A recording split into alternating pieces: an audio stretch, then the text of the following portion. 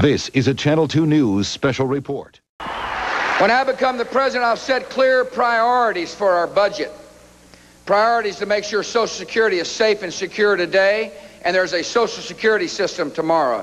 A second priority be make sure that Medicare fulfills its promise for the elderly today, and there's a Medicare system around for younger workers tomorrow. A priority which you'll hear about is peace and security in the world. But I believe we can meet our priorities and still have some money left over. And there's a fundamental disagreement about what to do with the money. Our opponents sound like they think the government owns the surplus. I think the surplus is the people's money, and I want to share some of it with the people who pay the bills.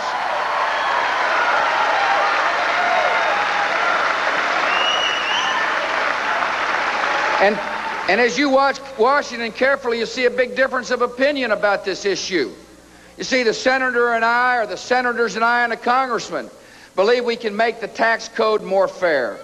The farmers of this country and the farmers and ranchers of your state and the small business people of your state are penalized by the current tax code when it comes to the death tax. In order to make the code fair, we got to get rid of the death tax in America.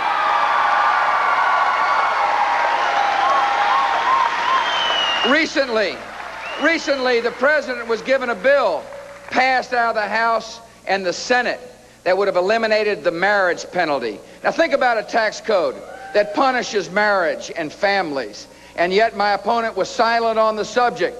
And his boss, the President of the United States, vetoed the bill. It is clear they stand on the side of government. We stand on the side of the families in America.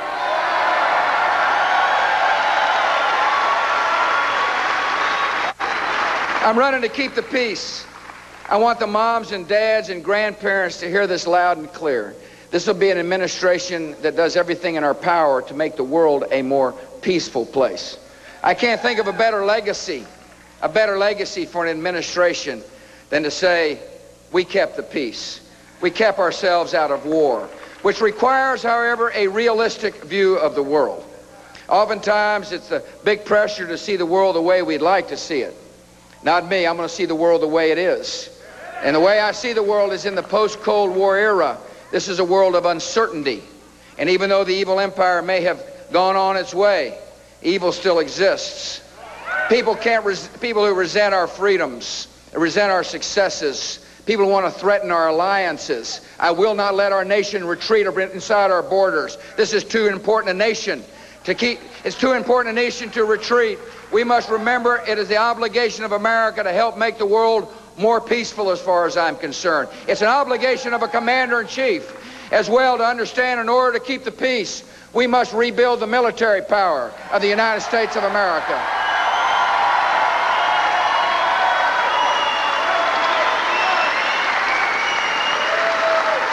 So those are some of the issues that the people of your great state are beginning to hear loud and clear. Issues based upon principles, not based upon polls and focus groups. It's issues that come from the heart, not come because of some political consultant says you got to say it in order to get ahead. These are positions from which I will not vary during the course of the campaign. My mission is to earn your confidence, your vote, and be able to stand up in front of Republican and Democrat alike and say, the people of this country have spoken. I come before you as a representative of the will of the American people. Now let's get it done.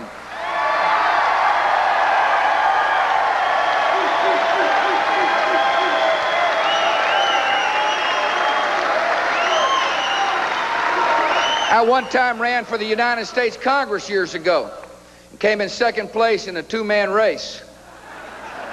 After the race was over, a lady walked up to me. This is a little town where Laura and I were raised called Midland, Texas. We knew a lot of the folks there. And she walked up and said, "Hey, I didn't vote for you."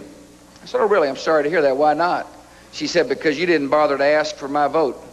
Let it be said in the great state of Oregon, I'm here asking for the vote. I want your help.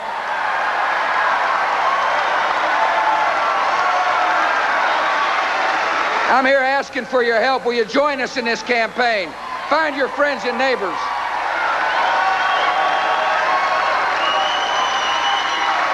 And should I be fortunate enough to earn your confidence, I'm going to ask for another thing. I'm going to call upon the great strength of our country to make sure the American dream, in fact, touches every willing heart. You see, the great strength of our country lies not in the halls of government. It lies in the hearts and souls of loving, decent, caring citizens. No, the great strength of America takes place oftentimes in spite of government, where a neighbor walks across the street and says, "You need a hand? Here it is." Where churches and synagogues and mosques spread that universal call to love a neighbor just like you'd like to be loved yourself. In order to make sure the American experience spreads its wings throughout all our society, I will call upon the greatness of the country. I'll ask people to be mentors, to say to a child, somebody loves you. I think we ought to have a program aimed at helping the sons and daughters of prisoners understand somebody cares. I know we need to say to the Boy Scouts and Girl Scouts, keep teaching values to our children, big brothers and big sisters. To the big brothers and big sisters of America, we need to say thank you from the bottom of my heart. Remember, our society improves one child at a time, one heart, one soul, one conscience at a time. But in order to call upon the best, it requires leadership that understands the responsibilities of the offices to which we have been elected. It requires a leader who will set our sights, raise our sights, and lift our spirit. One of the big jobs I'll have is to lift the spirit of the country. And so in closing, I want to thank you all for coming. I tell you, we want your help. I'm going to work my heart out to earn your confidence and the confidence of our fellow citizens. And should I be elected on that day, should after it's all said and done, the people of this country turn to me and Dick Cheney when I put my hand on the Bible, that day in January 2001, I will swear to uphold the laws of the land, but I'll also swear to uphold the honor and the integrity of the office to which I have been elected, so help me God. Thank you all for coming. God bless. Thank you all. Thank you all. Texas Governor George Bush. It is visit number 4 to Oregon for the Republican nominee for President of the United States.